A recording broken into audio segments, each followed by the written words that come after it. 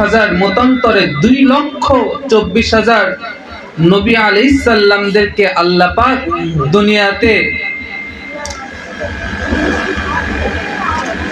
সঠিক দিক নির্দেশনা অনুযায়ী তারা দুনিয়াতে সঠিক রাসূলের আদর্শ মোতাবেক আল্লাহ দেয়ার যে বাণী, যে আহকাম, যে হুকুম, সেই মোতাবেক দুনিয়াতে সুন্দরভাবে পালন করে তারা আবার আখিরাতের জগতে তারা সুন্দরভাবে তারা প্রস্তুতি নিতে পারে।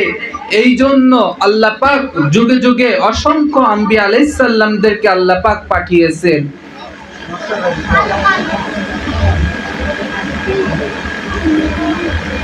আল্লাহ পাক যখন যেই নবীকে যেই কওমের জন্য পাঠিয়েছেন, একটি উদ্দেশ্য ছিল তাদের, যে তোমরা আমাকে নবী হিসাবে তোমরা আমাকে মানো, তাহলে দুনিয়া এবং আখিরাতে তোমরা পরিপূর্ণ সফল কাম হয়ে যাবে ইনশাআল্লাহ।